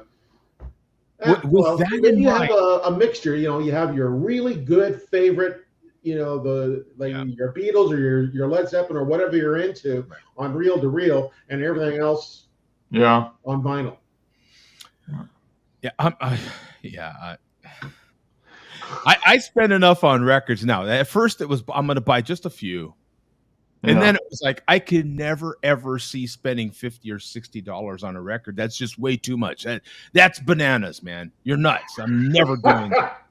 And now if it's only $50-$60, you're wondering what's wrong with it. Yeah, like it's a bargain right now. Yeah, because I'll dump. I've spent $450 on a record. Yeah. I've recently done that. I'm that guy now. Yeah. I mean, it is there's a lot of headroom to go. I've made that leap. There was a record I wanted, and it costs north of $400. So yeah, it's a good record. Yeah. Now the question is, will you ever listen to it, or is it just That's another issue. The problem, Frank, is I've got records I've never even opened. Because the problem is you buy some of these records and they have a particular value, and if you open them, they're still valuable, but just not as valuable. The problem is, are you going to be a collector, or are you just going to be that person? You just buy 2 of them. Yeah, you have to, right? Yeah, and Mark's done that. I've done that on a couple that I really wanted. I got 2. And they sound great. And I'm keeping the other one, and I'm watching the price go up on them, and I'll turn around and sell it at some point. Yeah. Well, there you go. Yeah. It's Well, that you can justify buying 2 because you're eventually, though, the other one that you haven't opened is going. Theoretically, it should pay for itself. Yeah, theoretically. Exactly. It's an investment, honey. Don't worry. It's exactly, and that's the story I'm going to stick with. Yeah, it's an investment. Don't worry. Oh my God! It's like my cousin who bought a financial planner. Don't worry, it's an investment. My cousin, he bought a $2,600 espresso machine, and I said, "Don't just tell your wife how much time you'll be able to stay at home with her and the kids instead of having to leave early to go out to Starbucks." Yeah. Yeah, that's like half an hour a day over the course of a year. I mean, what's your time worth? I mean, boom. Yeah, it's quality. Basically, you can spreadsheet it to death and then make it. Hey, eventually it pays for itself. Yeah, it was $2,600, but I'm actually saving money by buying this. Yeah, you just have to. It just sounds like Joe Biden in economics right there. You're actually saving money. Yeah, spending money. Yeah. Honey, this $10,000 stereo is going to cost me $0. Right. And in all fairness, I'll tell you real quick before we have to get out of here. I'll tell you a quick story. Yeah. I've got 4 subs in my home theater. That's a whole nother disease you don't want, is a home theater. Okay, I've got that bug as well. So I've got plenty of darn things sucking money out of my bank account. But I got 2 things over on Amazon recently. But the last 2 subs that I bought, I got completely free. Oh, that's right. Yeah. Uh-huh. How the hell did you manage getting subs for free? Oh, it's a little bit of a story, but the long and short of it is you make sure that on your listings of stuff that is big and heavy, right, where it says they're not, no returns or all that sort of thing, just make sure that they say they are going to give you they may give you your money back. You just want to look for that language in that listing somewhere, so that when there's a problem, mine got shipped. I know one of the subs was a little damaged. Yeah. And so they didn't want to go through the hassle of having me send it back because it's so large and heavy. Yeah. So they just gave me my money back. Keep it. Yeah. And it's still damaged, but it's not that bad, right? I kind of cover it with something, and so that yeah. The other one was just a total screw up. Yeah, I had that happen to me, but not with something as nice as an amplifier. These headphones that I'm wearing now, I bought some ear pads, and there was a problem with they didn't fit, but even though the description said they would. So the guy said just keep them. So, yeah. I had it with a Happy Meal. The shipping would have been more expensive than these. Yeah, I've actually been fortunate. It's happened to me a lot. And to Mark's benefit, one time I sent him one of the records. They just told me keep the record. That happened a lot. I order a ton of records through Amazon, and they tell me, you know what, just keep it, gift it to somebody. So I sent it to Mark, and I was like, yeah, you might like it, might not. I don't know. Don't care. Here it is. Enjoy it. All right, gentlemen. Yeah, I've got to. Ooh, yeah, it's 8:00. So good conversation. Going on 2 hours here, huh? Yeah. Good one. I'm glad I popped in. Yeah, glad to have you back, Frank. And we'll be here, I think, in 2 weeks. Yeah, I think so. So you're still doing that every other. So by then, Joe will have bought something else, so we can talk about that. Oh yeah, it's actually on its way. I don't even know. I have no idea what it is either, but I'm assuming it's. Is it a bigger TV? No, not a bigger TV, but actually another piece of this audio equipment. Yeah, audio equipment. I haven't bought it yet, but I am contemplating buying another mixer. Oh, okay. So, well, that'll be fun. Well, the last one only took you 5 years to use, so if you get this one, right? Yeah. See, so you know what I'm saying. So yeah, by the time I get used to this, by 2027, you should be using this next one. Bang. You know what I'm saying? It'll be right. Yeah, I'll be. All right. Hey, Frank, good seeing you. Joe, see you later. All right. And take care, and we'll see you in a couple weeks. All right. Yep. Later. Peace out.